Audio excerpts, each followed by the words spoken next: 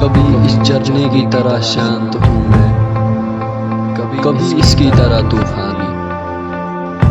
कुछ ऐसा है तू मेरी जिंदगी में, जिससे रूह हो मेरी रूह